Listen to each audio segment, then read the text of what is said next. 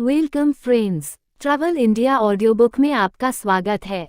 इस YouTube channel में आप भारत के ट्रैवल डेस्टिनेशंस के बारे में ऑडियो बुक के माध्यम से सुन पाते हैं। ट्रैवल ऑडियो बुक सुनने के लिए इस यूट्यूब चैनल को सब्सक्राइब जरूर करें। इस ऑडियो बुक में आप भारत के एक ट्रैवल डेस्टिनेशंस को ऑडियो बुक के माध्यम से सुनेंगे और वह है दार्जिलिंग। दार्जिलिंग भारत के पश्चिम बंगाल राज्य में एक शहर और एक जिले का नाम है। ये शहर और जिला दोनों ही देश के सबसे महत्वपूर्ण पर्यटन स्थलों में से एक के रूप में प्रसिद्ध हैं। दार्जिलिंग अपनी पैदा होने वाली चाय और कंचनजंगा पर्वत श्रृंखला के शानदार दृश्य के लिए दुनिया भर में प्रसिद्ध है। यह अपनी सांस्कृतिक और प्राकृतिक विरासत की समृद्धि और प्रसिद्ध टॉय ट्रेन के लिए भी जाना जाता है, जिसे संयुक्त राष्ट्र की विरासत घोषित किया गया है। लगभग 1144 वर्ग किमी में फैला ये जिला अपने विभिन्न आकर्षणों के कारण हर साल लाखों पर्यटकों को आकर्षित करता है। ये पहाड़ी बंगाल के तराई और डुअर्स मैदान से निकलती है और 12,000 फीट से अधिक की ऊंचाई तक पहुंचती है। जिले के 3 डिवीजन अर्थात दार्जिलिंग, कलिम्पोंग और कुर्सियांग पहाड़ी क्षेत्र हैं और सिलीगुड़ी उपखंड मैदानी इलाकों में है। इस क्षेत्र के उत्तर में भारतीय राज्य सिक्किम है, जो पश्चिम में नेपाल और दक्षिण और पूर्व में बंगाल के मैदानों से घिरा है। दार्जिलिंग में जो लोग पहाड़ों में बड़े होते हैं वे अपनी पहचान अपने वंश के अनुसार करते हैं, नेपाली, भूटानी, तिब्बती या लेप्चा। यह क्षेत्र धार्मिक मिश्रण से भी जूझता है। हालांकि हिंदू बहुमत का प्रतिनिधित्व करते हैं, लेकिन तिब्बती बौद्ध धर्म और अन्य धर्मों की मजबूत उपस्थिति है। दार्जिलिंग हिमालय अपनी वनस्पतियों और जीवों की समृद्धि के लिए प्रसिद्ध है। क्षेत्र में 2 राष्ट्रीय उद्यान नेउरा वैली एनपी और सिंगलीला एनपी और एक वन्यजीव अभयारण्य महानंदा WLS हैं। सिंगालीला राष्ट्रीय उद्यान लाल पांडा के लिए प्रसिद्ध है, जो एक बहुत ही दुर्लभ और लुप्तप्राय प्रजाति है। नेउरा घाटी एक सुंदर उष्णकटिबंधीय जंगल, जिसका एक बड़ा हिस्सा अभी भी अछूता है, पर्यटकों के लिए एक बड़ा आकर्षण प्रदान करता है। जब अंग्रेज पहली बार यहाँ पहुँचे तो ये स्थान लगभग पूरी तरह से जंगल था और लगभग निर्जन था। हालांकि यह एक समय में एक बड़ा गांव हुआ करता था। अंग्रेजों द्वारा तेजी से किए गए विकास कार्यों के परिणामस्वरूप 1840 में एक सड़क का निर्माण हुआ, कई घर और एक सेनेटोरियम बनाए गए और एक होटल खोला गया। 1857 तक दार्जिलिंग की जनसंख्या लगभग 10,000 थी। जनसंख्या वृद्धि मुख्य रूप से 1840 के दशक की शुरुआत में अंग्रेजों द्वारा स्थापित चाय बागानों में काम करने के लिए नेपाली मजदूरों की भर्ती के कारण हुई थी। आज भी अधिकांश लोग पहली भाषा के रूप में नेपाली बोलते हैं। व्यवसाय क्षेत्र की अर्थव्यवस्था 3 T पर निर्भर है: चाय, पर्यटन और इमारती लकड़ी। पर्यावरण के प्रति अधिक चिंता के कारण पिछले कुछ वर्षों में इमारती लकड़ी के व्यापार में तेजी से गिरावट आई है। इनके अलावा इस क्षेत्र में बड़ी संख्या में संतरे, इलायची, फूल आदि का उत्पादन होता है। पहाड़ियों की रानी दार्जिलिंग यकीनन पूर्वोत्तर भारत में सबसे लोकप्रिय पर्यटन स्थल है। 2134 मीटर की ऊंचाई पर स्थित ये पहाड़ी शहर अपनी उत्कृष्ट प्राकृतिक सुंदरता के साथ विभिन्न रुचियों वाले यात्रियों को आकर्षित करता है। ये भगवान शिव का निवास स्थान है और कंचनजंगा और रंग बिरंगे हिमालयी लोगों के आतिथ्य के शानदार दृश्य प्रस्तुत करता है। दार्जिलिंग और उसके सभी चाय बागान इस बर्फीले हिमालय की छाया में स्थित हैं। ये शहर सिलीगुड़ी प्रमुख रेल और सड़क मार्ग से सिर्फ 78 किलोमीटर दूर है और बस और जीप द्वारा अच्छी तरह से जुड़ा हुआ है। यदि आप दार्जिलिंग की यात्रा की योजना बना रहे हैं तो हम इसकी सारी सुंदरता को देखने के लिए शहर में 2 से 3 रातें बिताने की सलाह देते हैं। कई पर्यटक सिक्किम को दार्जिलिंग शहर के दौरे के साथ जोड़ना पसंद करते हैं। आसपास के सबसे आम पर्यटन स्थल कलिम्पोंग, मिरिक, दार्जिलिंग पहाड़ियों में कुर्सियांग और गैंगटॉक, पेलिंग या उत्तरी सिक्किम क्षेत्र हैं।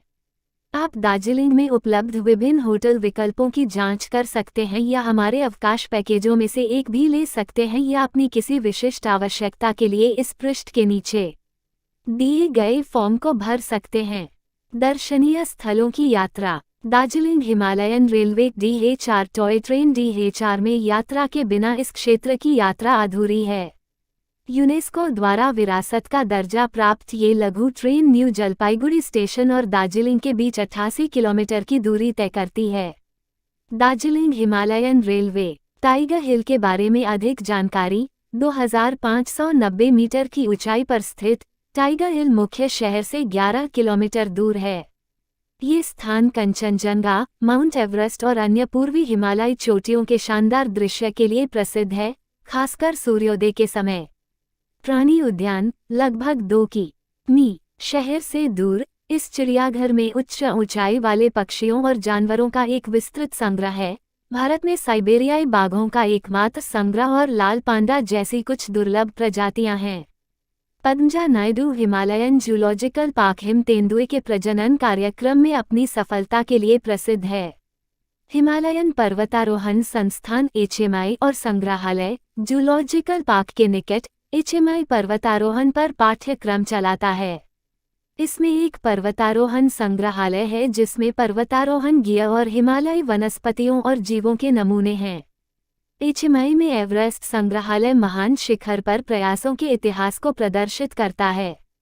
संग्रहालय में तेंजिंग नोर्गे, जिन्होंने अपना अधिकांश जीवन यहीं बिताया, और एडमंड हिलेरी द्वारा माउंट एवरेस्ट के रास्ते में इस्तेमाल किए गए उपकरण और ब्रिटिश पर्वतारोही जॉर्ज मैलोरी द्वारा लिखा गया एक पत्र भी प्रदर्शित किया गया है, जो माउंट एवरेस्ट पर चढ़ने के दौरान खो गया था और जिसका शरीर कुछ साल पहले ही मिला था। Lord botanical garden. Bus stand के नीचे स्थित उद्यान हिमालयी पौधों, फूलों और ऑर्किड के प्रतिनिधि संग्रह के लिए देखने लायक है। बगीचे द्वारा प्रदान की जाने वाली सिल्वन वातावरण की शांति इसके आकर्षण का एक और कारण है। घूम मठ। आसपास का सबसे प्रसिद्ध मठ, जिसे योगाचोलिंग गोम्पा के नाम से भी जाना जाता है, में मैत्रेय बुद्ध आने वाले बुद्ध की एक छवि स्थापित है, जो शहर से लगभग 10 किलोमीटर दूर है। संचल झील। शहर के घरेलू जल का स्रोत टाइगर हिल के पास स्थित है। Passenger ropeway. नॉर्थ पॉइंट पर यह आपको आनंददायक सवारी देने के लिए तैयार है। दार्जिलिंग शहर से लगभग 4 किलोमीटर। इस रोपवे में एक दुर्घटना हुई थी और इस वजह से यह रोपवे कई सालों तक बंद रहा। धीरधाम मंदिर महाकाल। एक हिंदू मंदिर, ये काठमांडू के प्रसिद्ध पशुपति मंदिर की तर्ज पर बनाया गया है। नेहरू पार्क। यह आपको इस क्षेत्र की पर्वत श्रृंखलाओं का सबसे निर्बाध दृश्य प्रदान करता है। जलवायु। औसत तापमान तलहटी के पास 20 डिग्री सेल्सियस और 25 डिग्री सेल्सियस के बीच बदलता रहता है और ऊंचाई बढ़ने पर तेजी से नीचे चला जाता है। दार्जिलिंग या कलिम्पोंग शहर में तापमान गर्मियों में 8 डिग्री सेल्सियस से 15 डिग्री सेल्सियस और सर्दियों में 1 डिग्री सेल्सियस से 6 डिग्री सेल्सियस तक हो सकता है। सर्दियों में बहुत ठंड हो सकती है। पूरे वर्ष एक छाता होना जरूरी है क्योंकि क्षेत्र में बारिश काफी अप्रत्याशित होती है, हालांकि यह स्थानीय बाजारों में सस्ते में उपलब्ध है। इन भी गर्मियों में हल्के ऊनी कपड़े और सर्दियों में गर्म कपड़े, एक फोल्डेबल सुविधाजनक छाता उपयोगी हो सकता है। दार्जिलिंग घूमने का सबसे अच्छा समय मध्य सितंबर से मध्य दिसंबर तक है, हालांकि दिसंबर तक काफी ठंड हो जाती है। मौसम मार्च के मध्य में फिर से शुरू होता है और जून के मध्य तक जारी रहता है, लेकिन जैसे जैसे धुंध बढ़ती जाती है, दृश्य कम स्पष्ट होते जाते हैं। मानसून के महीनों जून से सितंबर के दौरान बादल पहाड़ों को ढक लेते हैं और बारिश अक्सर इतनी भारी होती है कि मैदानी इलाकों से सड़क के पूरे हिस्से बह जाते हैं, हालांकि प्रमुख शहर शायद ही कभी कुछ दिनों से अधिक समय तक कटे रहते हैं। इसी तरह और वीडियो पाने के लिए चैनल को सब्सक्राइब करें और शेयर करें।